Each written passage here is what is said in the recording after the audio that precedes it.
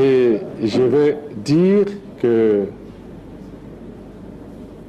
je vais parler simplement, librement, comme je l'ai souhaité, parce que au début j'avais souhaité un débat simple et libre, qui ne soit pas protocolaire, et c'est donc le langage que je vais utiliser pour vous parler.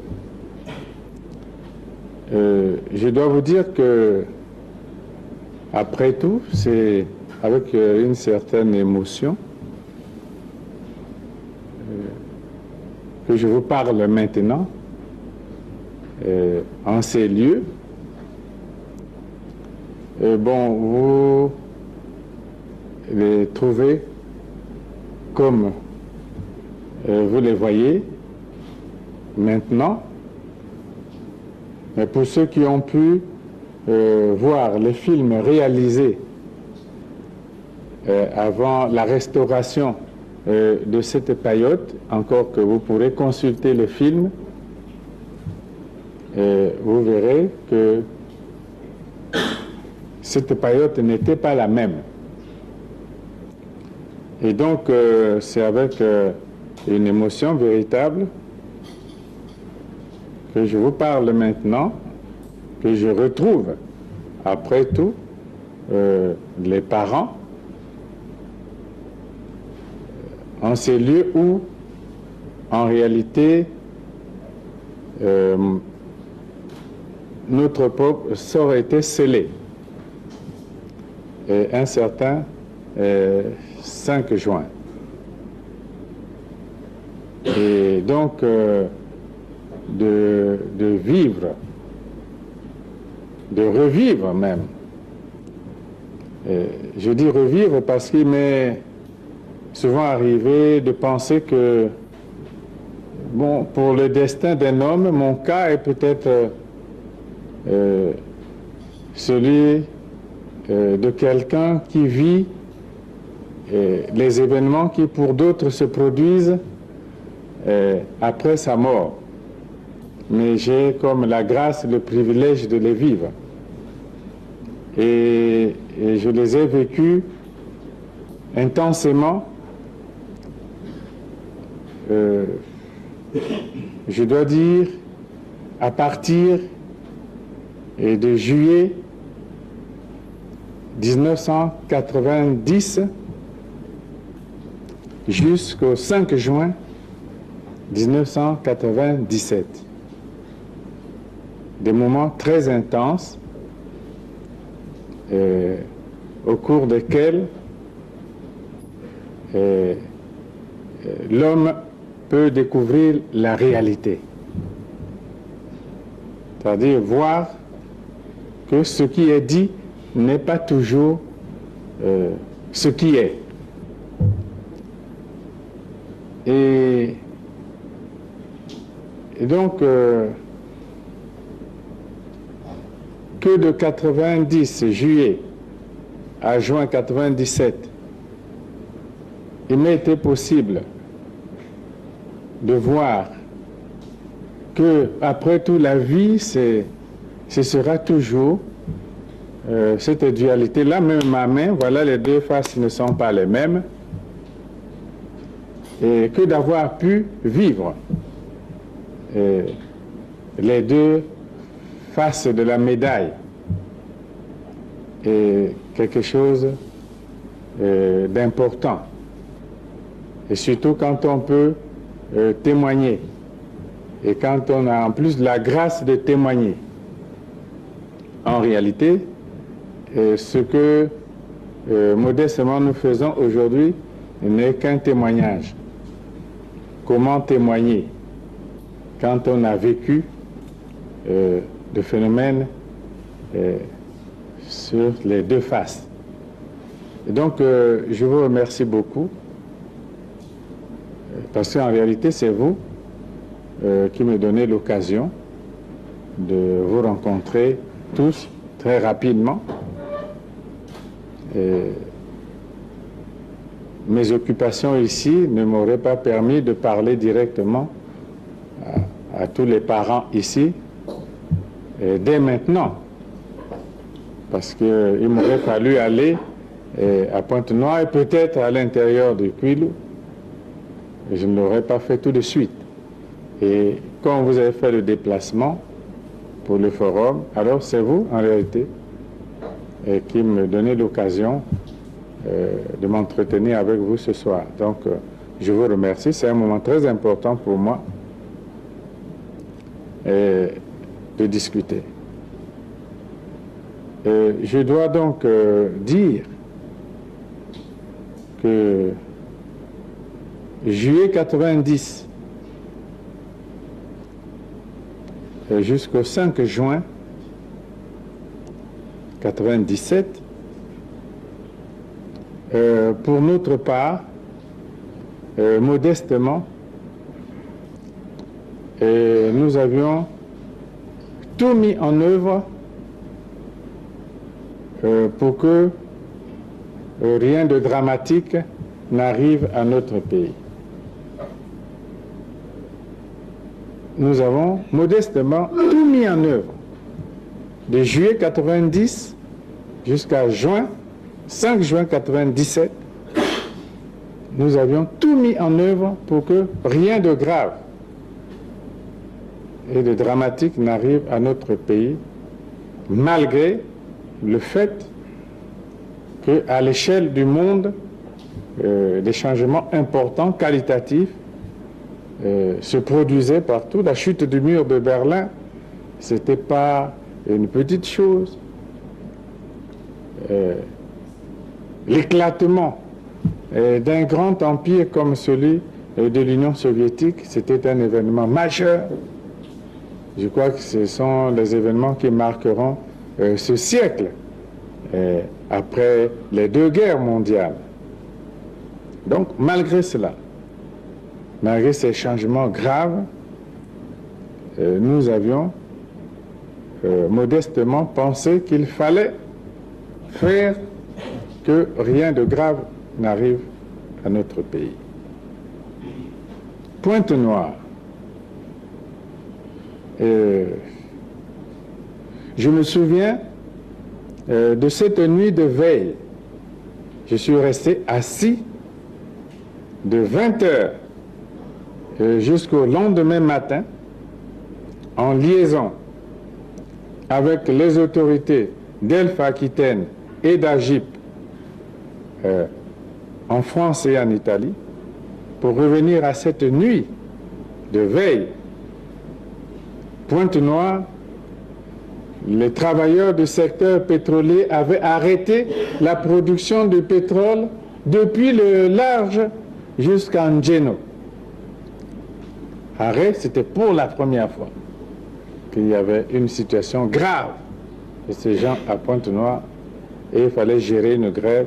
Les négociations les plus dures se déroulaient au siège d'Agip et nous avons passé toute la nuit assis à téléphoner aux uns aux autres pour arbitrer cette situation et pour que l'irréparable ne se produise pas à Pointe-Noire. Nous sommes à peine en 90, été 90. Puis on est entré à la conférence, comme vous savez. Puis on est sorti de la conférence. Et nous nous sommes retrouvés dans la transition.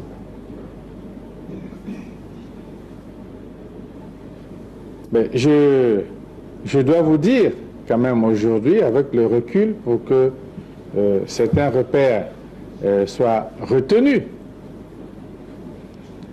Eh bien, pendant la transition,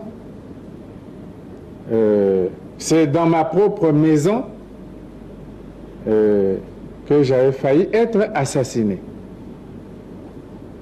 Dans ma propre maison, c'est-à-dire à Pointe-Noire. Donc, les situations, les événements du 5 juin dont on parle aujourd'hui partent de loin. C'est à Pointe-Noire que j'avais failli être assassiné. C'était lors des obsèques des victimes de Vunguti. tous les parents ici ne sont peut-être pas totalement au courant des détails, mais à Pointe-Noire, l'organisation de mon assassinat, ce jour-là, était parfaite. Rapidement, je vais vous raconter ce qui s'est passé. C'est pour mesurer la responsabilité des uns et des autres. Tout à l'heure, je donnerai d'autres éléments qui vous situeront. Parce que Pointe-Noire, c'est une ville, c'est la deuxième ville du Congo, c'est capitale économique, ce n'est pas un endroit quelconque. Je passe sur le fait que à l'époque, la propagande officielle avait établi que l'accident de Vunguti, c'était une certaine main noire qui l'avait provoqué, et donc la main noire, c'était le président Sassou, et donc il était responsable de l'accident de Vunguti. Et puis il fallait aller aux obsèques. La situation de l'époque ne pouvait pas permettre que les trois principales autorités voyagent dans le même avion. Et donc le protocole avait estimé que le Premier ministre devait d'abord voyager, on lui rendrait les honneurs à l'aéroport de Pointe-Noire, puis le président du Conseil supérieur de la République, on lui rendrait des honneurs à Pointe-Noire, et enfin le président de la République, la cérémonie devant commencer à partir de midi. Le Premier ministre est arrivé à l'aéroport, on lui a rendu les honneurs, tous les corps constitués étaient rangés. Le président du Conseil supérieur de la République est arrivé, on lui a rendu les honneurs, les corps constitués étaient rangés. Le président de la République est arrivé à son tour, on lui a rendu les honneurs militaires. Au niveau des corps constitués, certains dirigeants, sous la direction de Kolela, ont quitté les rangs des corps constitués parce qu'ils ne pouvaient pas serrer la main au président de la République. Je crois qu'il était midi moins le quart. Comment? 13 heures. À peu près. Puis on attendait le protocole.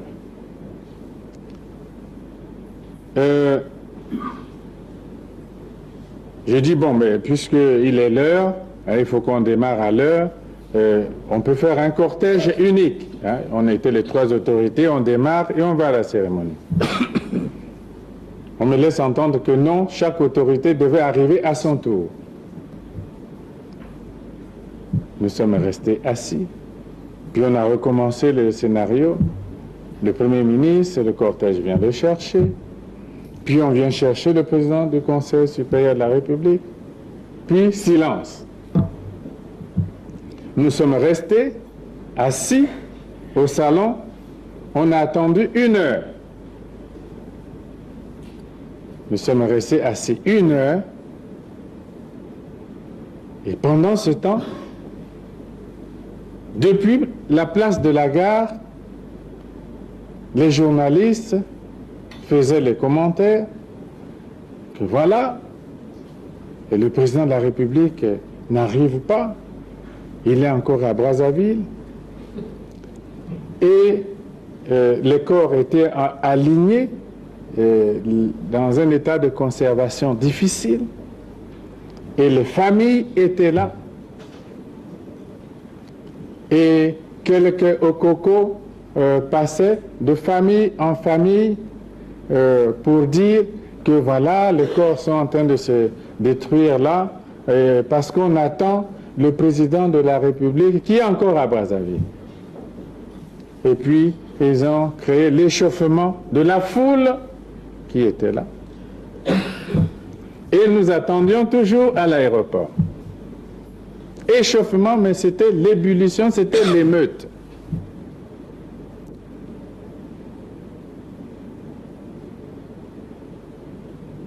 Puis, les éléments de ma sécurité viennent pour me dire que nous ne devons pas suivre l'avenue Charles de Gaulle tout droit jusqu'à la gare. J'ai dit pourquoi?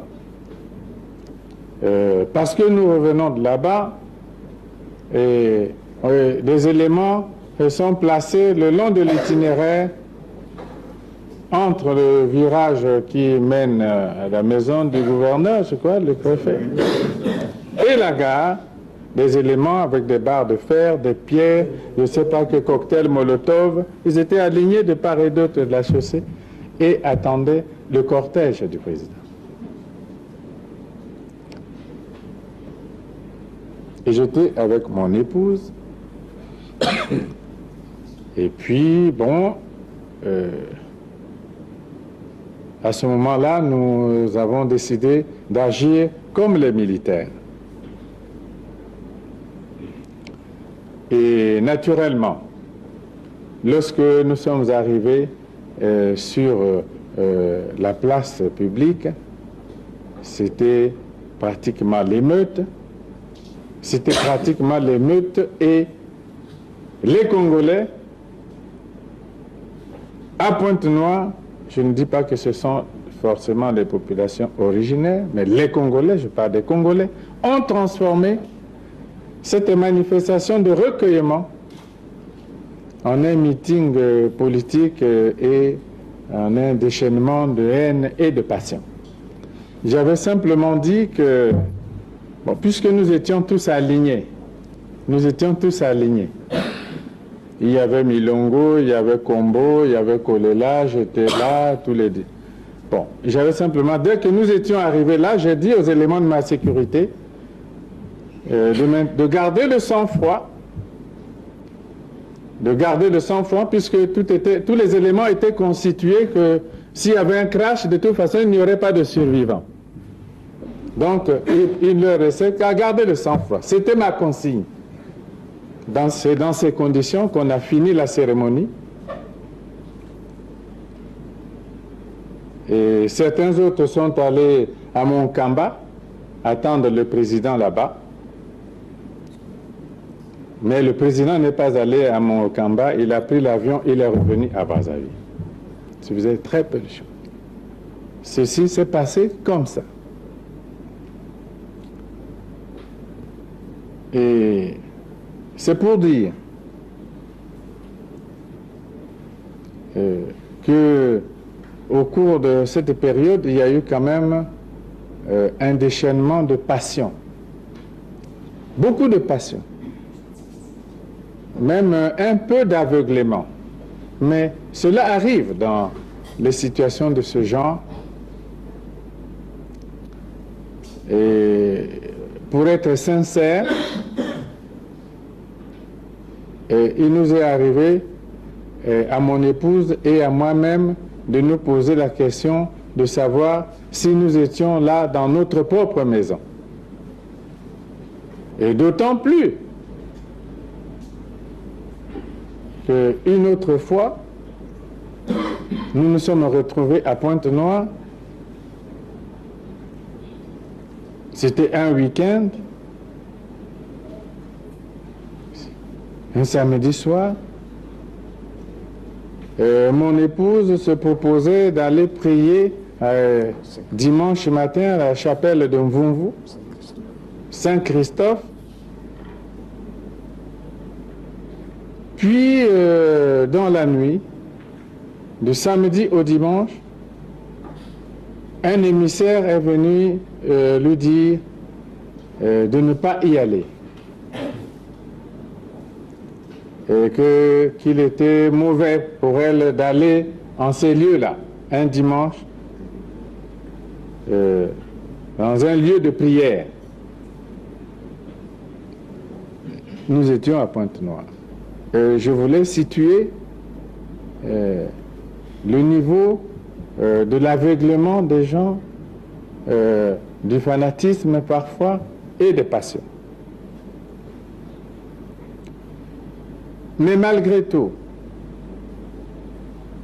nous avons pu passer une transition sans effusion de sang.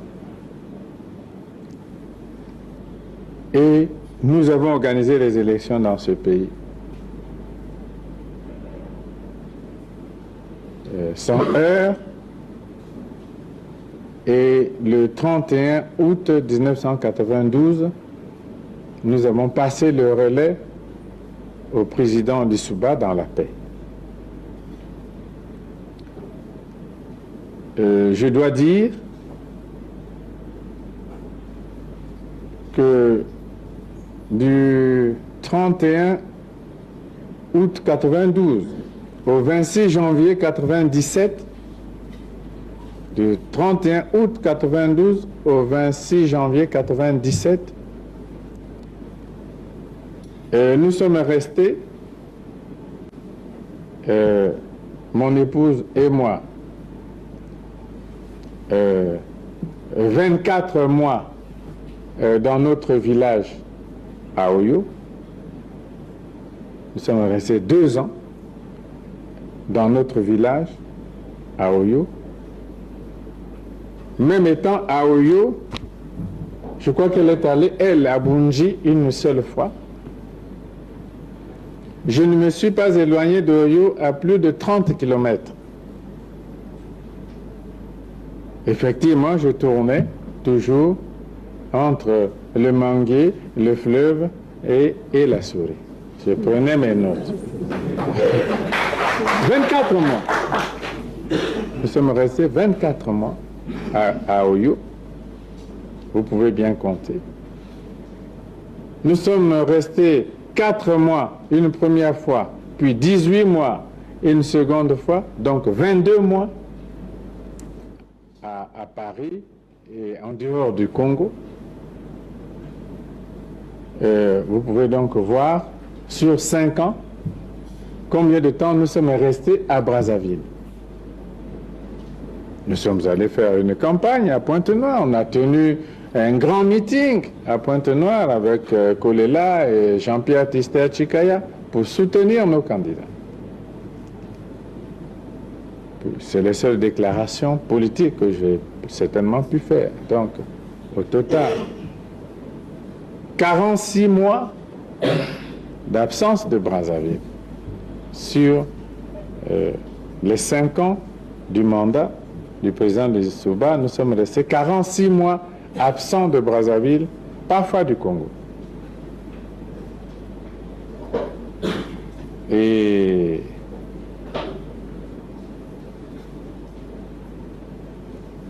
lorsque nous sommes revenus, à 6 mois de la fin du mandat du président Lissouba pour les campagnes, nous sommes venus pour les campagnes des présidentielles et pas pour la guerre. Jamais nous n'avons envisagé la moindre épreuve de force. Jamais. Nous étions à Pointe-Noire. Nous sommes venus à Brazzaville. Nous sommes rendus à Pointe-Noire.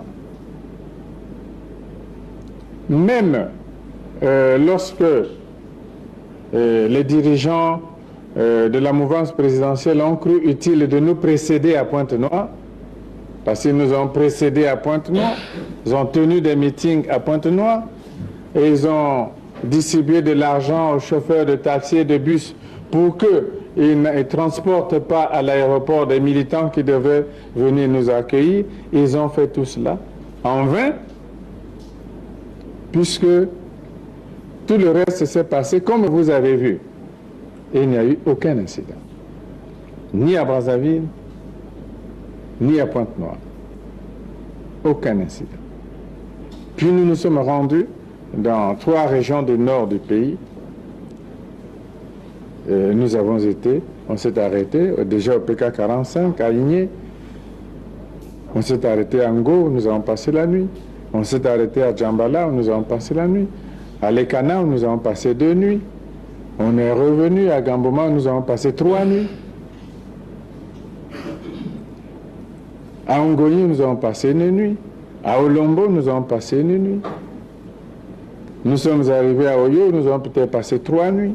À Abala, nous avons passé peut-être 2 nuits. À Lembe, nous avons passé une nuit. Bunji, nous avons passé une nuit. Okoyo, Evo, Mbama, partout nous avons passé une nuit, 2 nuits. Mbomo, Kele, Etumbi, Makwa, Toku. Nulle part il n'y a eu un incident. Aucun incident. Quelquefois, il y avait quelques provocations qu'on surmontait. On était obligé de les surmonter. Jamais, jamais, nous n'avons recherché un incident. Aucun acte de violence, nulle part. Bon, je ne veux pas raconter toutes les histoires et je sais que vous avez suivi. C'est simplement pour dire,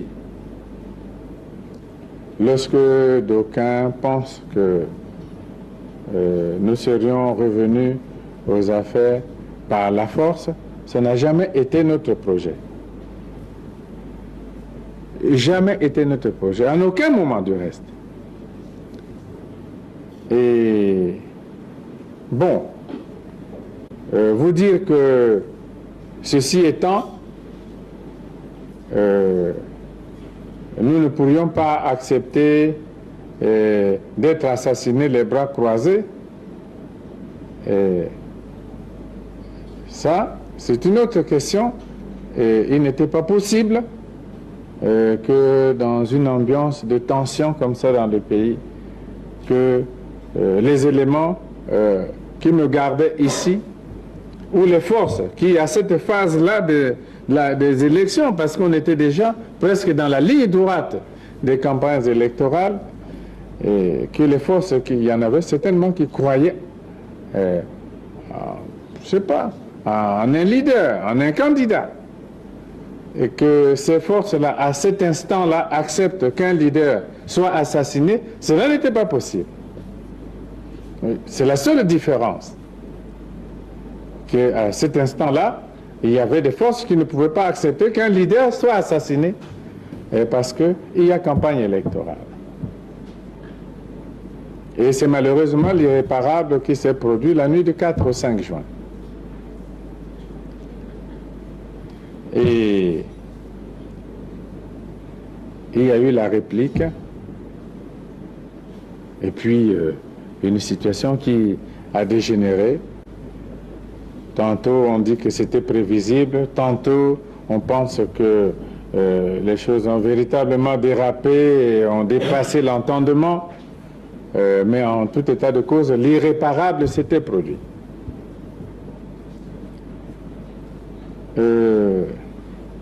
Avions-nous la possibilité de maîtriser cet événement?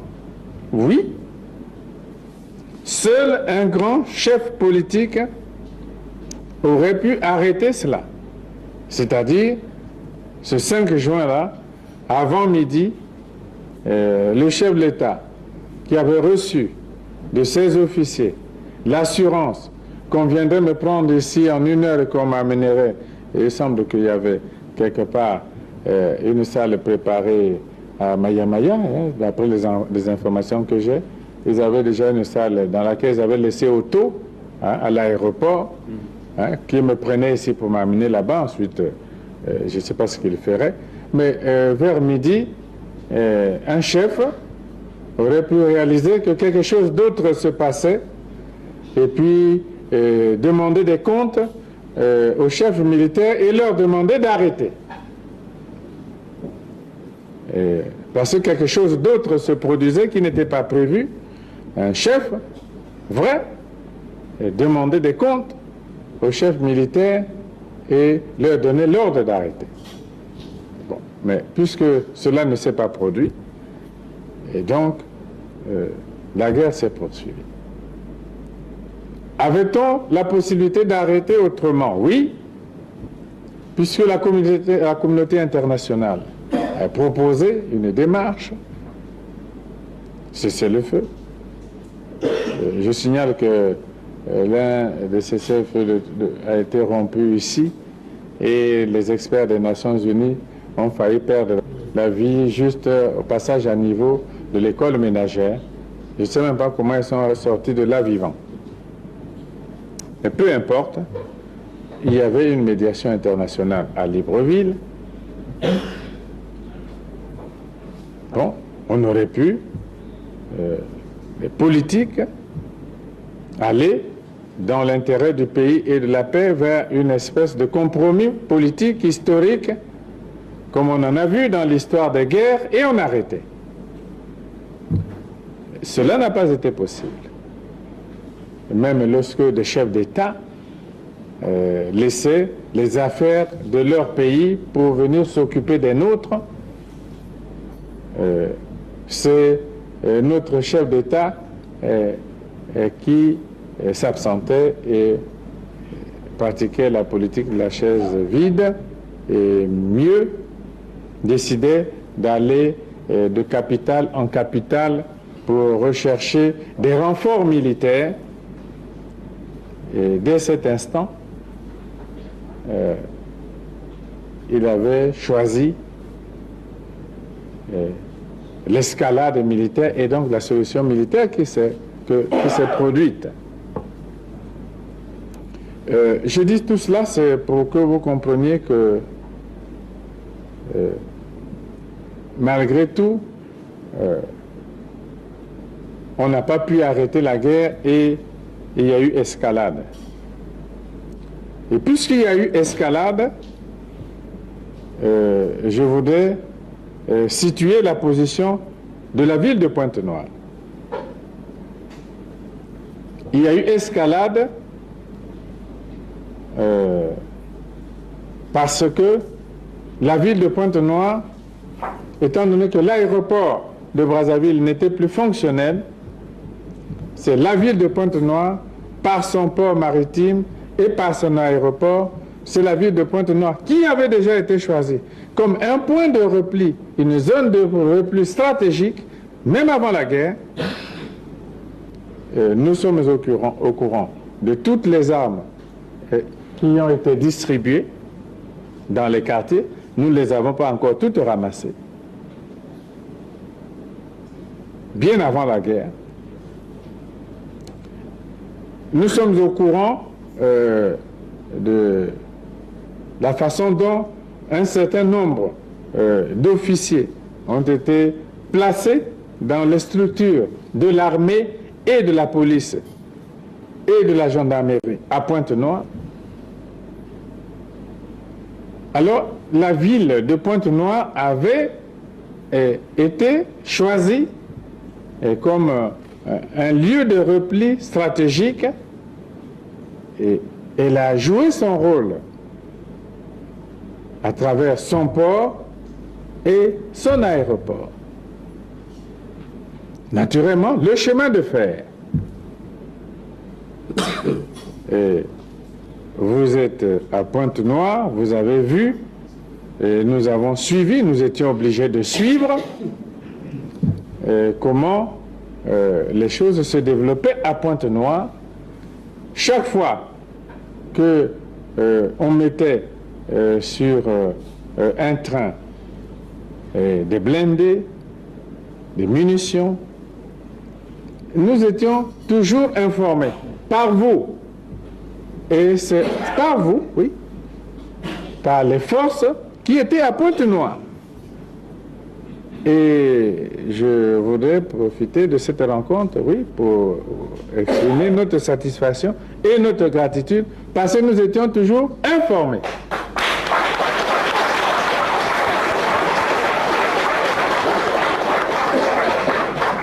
Nous étions toujours informés. Donc Pointe-Noire a joué ce rôle. Et l'important de savoir que c'était une position délicate. Position délicate.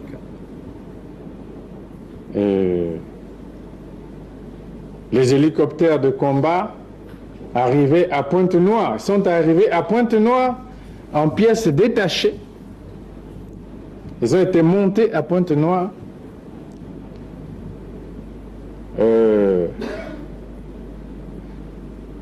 Je dois dire qu'à certains moments, nous étions furieux. Nous étions furieux avec nos amis qui étaient à Pointe-Noire parce que nous ne comprenions pas comment ils n'arrivaient pas à monter un commando avec des grenades pour aller détruire ces hélicoptères au sol en cours de montage. Nous avons donné ces instructions-là. Nous avons dit, si vous avez les capacités, détruisez-nous ces hélicoptères au sol au moment où on les montait. Nous avons suivi tout le montage des hélicoptères. Donc, vous devez savoir que c'est à Pointe-Noire, pendant plusieurs semaines, que les hélicoptères de la mort ont été montés. Et là où je vous fais les reproches, c'est d'avoir permis, un peu passivement, à Pointe-Noire, qu'ils fussent montés comme ça, sans... Peut-être vous n'en avez pas la capacité, que vous n'avez pas les moyens. Il y avait peut-être des canons et tout, mais enfin la situation n'était pas la même. Mais c'est à Pointe-Noire que les blindés sont partis, de Pointe-Noire pour Brazzaville. Les munitions sont parties, des obus de Pointe-Noire pour Brazzaville. Et les hélicoptères ont été montés à Pointe-Noire pour Brazzaville. Et je dois dire, et vous le savez aussi, qui se sont permis de faire des tirs d'essai à Pointe-Noire, qui ont même mis le feu. C'est faux ou c'est vrai? Ils ont fait des tirs d'essai, mais nous savions. Nous savions. Nous étions toujours informés. Ils sont arrivés à la phase des tirs d'essai. Ils sont allés là, vous sentez, qu'il y a une part de responsabilité. Une responsabilité. Quand on est dans une région comme ça, stratégique, sensible, on vit la responsabilité tous les jours. De nous poser des questions. Qu'est-ce que cette histoire? Mais il devait y avoir là-bas des forces qui s'opposent à ça. Et on n'avait pas besoin de grand-chose. Des éléments audacieux qui, la nuit, rampent et vont à l'espèce de base aérienne là-bas, détruire à coups de grenades à main. Des éléments assez gonflés, comme nous le disons vulgairement dans notre langage militaire, auraient pu porter le choc à ces messieurs-là pendant qu'ils montaient les hélicoptères. Donc Pointe-Noire, c'est cela. Et lorsque vous posez le problème de la sécurité à Pointe-Noire, oui, il y a un problème de sécurité à Pointe-Noire. Un, parce que on y a distribué de nombreuses armes pendant longtemps. Deux, parce que les génocidaires avaient constitué Pointe-Noire depuis longtemps comme leur zone de repli. Trois, parce qu'ils se sont repliés. Quatre, parce qu'ils ont constitué Pointe-Noire comme une base logistique importante à partir de laquelle ils devaient venir agresser et détruire Brazzaville, comme vous l'avez vu. Et voilà pourquoi il n'était pas possible d'envisager l'issue de la guerre et sans traiter Pointe-Noire comme objectif militaire. Et il fallait le faire, et je peux vous le dire, et que c'était pour moi une grande préoccupation. Au moment de décider de l'opération militaire à Pointe-Noire, c'était un grand moment pour moi parce qu'il fallait faire en sorte que Pointe-Noire soit maîtrisée sans casse. Parce que pour notre pays, il n'était plus possible d'envisager d'embraser une deuxième ville. La deuxième ville la plus importante, ça aurait été quelque chose de très grave, très grave. Mais il n'était pas possible aussi d'envisager l'issue de la guerre et sans contrôler Pointe-Noire, neutraliser Pointe-Noire et faire que Pointe-Noire ne continue plus de servir comme base stratégique pour les génocidaires. Je crois que Dieu a aidé et les choses se sont passées avec, enfin comme vous l'avez suivi. La nation, c'est ma responsabilité et je l'ai fait savoir que nous allons désormais procéder au ramassage des armes par d'autres moyens et tous ceux qui détiennent aujourd'hui des armes de guerre tombent sous le coup de la loi. Et Pointe-Noire, comme Brazzaville du reste, peut-être d'autres localités, nous ne pourrons pas dire qu'on a ramassé toutes les armes à Pointe-Noire ou que tous ceux qui les détiennent les ont rendues. Et nous allons prendre toutes les dispositions pour ramener la paix dans le pays, la sécurité dans le pays. Tout le pays. Et maintenant, je vous dis officiellement que c'est moi qui ai autorisé et que les bandits qui ont pris le train à Brazzaville et qui sont allés faire le désordre, c'est moi qui ai autorisé qu'ils soient matés. Et à Pointe-Noire. C'est moi qui autorise. 1 décembre, je l'ai dit officiellement pour engager ma responsabilité. Je l'ai dit officiellement à la nation entière le 31 décembre dernier pour engager ma responsabilité. Et donc, que ce soit à Brazzaville, que ce soit à Pointe-Noire, ou que ce soit partout ailleurs, quiconque détient une arme de guerre qui ne la rend pas et qui veut empêcher le peuple de vivre en paix, tombe sous le coup de la loi. Bon, c'est ce message. Est-ce qu'il ne peut pas être capté quelque part par les personnes sensées? Mais je demande que ce message soit capté par les parents qui sont ici et qui le vulgarisent. Parce que la paix dont on parle, ce n'est pas seulement un slogan, il faut que ce soit pratiqué.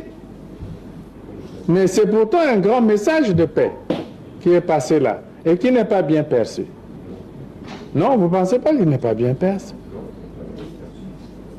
C'est pourtant ça un message de paix, avec des actes concrets. Sinon, ils sont à Pointe-Noire.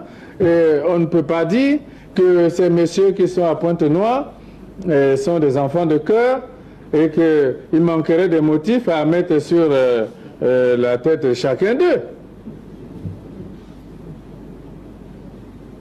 Il y en a qui ont volé, qui ont vidé des trésors, ici, ils sont à Pointe-Noire.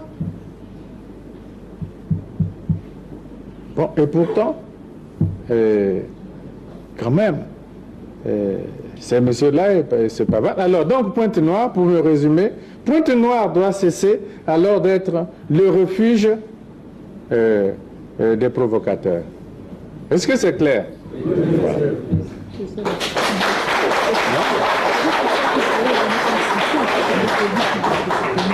Mais parce que le soutien, c'est ça. C'est pas un mot comme ça. Vous, pour me soutenir, vous devez faire en sorte que Pointe-Noire cesse d'être le refuge des provocateurs, des gens qui cherchent des histoires. C'est un repère de bandits. Mais si c'est cela, mais il n'y aura pas la paix. Vous ne pouvez pas avoir et le beurre et l'argent du beurre. Et il faut savoir choisir. Pointe-Noire, j'affirme, Pointe-Noire ne peut pas être un repère de provocateurs politiques, de bandits. J'ai reçu les parents du pool ici, pareil.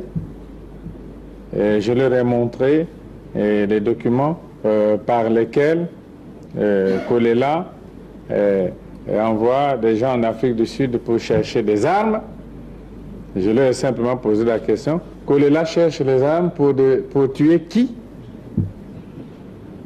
Et puisqu'il a sorti sa famille qui n'est plus ici, il cherche les armes pour tuer qui et pourquoi?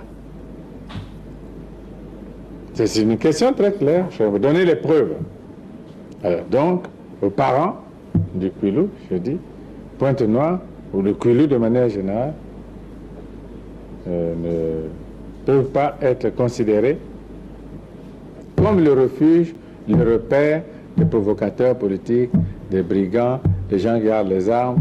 Bon, si c'est ainsi, on ne peut pas espérer avoir la paix, parce que ces deux choses-là ne vont pas ensemble. La santé, le général Goma l'a abordé, oui, et la santé, il faut que ce soit un phénomène global, parce qu'il serait difficile avec la communication, y compris au niveau mondial. On a trouvé quelqu'un avec un paludisme à Genève qui n'avait jamais été en Afrique. Oui. Simplement parce qu'en été, un moustique est entré dans l'avion et, oui, l'a piqué à l'aéroport. C'est extraordinaire, mais le monde est devenu tout petit. Et donc nous devons tenter de gérer ces problèmes de santé de façon intégrée. Et s'il y a danger à Brazzaville, car il y a danger à Brazzaville, avec tout ce qui s'est passé ici et des risques graves, il faut que nous nous mobilisions pour assainir la situation à Brazzaville au plus tôt. Prendre des mesures de protection pour les autres régions, elles seront difficiles à prendre, mais il faut assainir rapidement la situation à Brazzaville pour éviter parfois l'irréparable. Mais enfin, je vous souhaite, malgré tout ce tableau, santé, prospérité. Et je pense que nous allons ensemble relever le défi. Je souhaite aussi succès aux travaux du forum. Je vous remercie.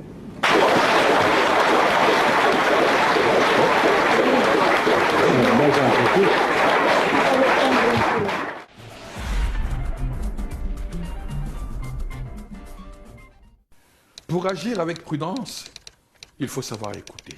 Point de citation. Sophocle. Voilà, mesdames, messieurs, tout est bien qui finit bien. Nous sommes arrivés à la fin de cette émission et nous vous disons à toutes et à tous, merci pour votre fidélité à l'émission Grand Angle, où que vous soyez dans le monde. Mesdames, messieurs, ce soir, c'était la rencontre citoyenne entre les représentants de la région du Kwilu et le président Denis Sassou Nguesso en 1998. On dit que la conversation d'un homme est le miroir de ses pensées. Proverbe chinois, comprenne qui pourra. Pensée du jour. Il y a le temps de la pédagogie, de la concertation, du dialogue. Et à un moment donné, il y a le temps de la décision. Point de citation. Xavier Bertrand, homme politique français. Chers téléspectateurs, restons humbles car demain ne nous appartient pas. Au nom de toute l'équipe de Grand Angle, je vous dis une fois encore merci, au revoir et à la semaine prochaine sur la même antenne. Le même jour, à la même heure et toujours avec le même plaisir. D'ici là, mesdames, messieurs, portez-vous bien, bonne soirée à tous et bonne suite de programmes sur Télé Congo. Prenez bien soin de vous et des vôtres car chaque jour est une nouvelle vie. Chers téléspectateurs de Grand Angle, restez vigilants. N'oubliez pas de respecter les mesures barrières édictées par le gouvernement de la République contre la Covid-19. Nakani Sito Yokani. Ciao, ciao.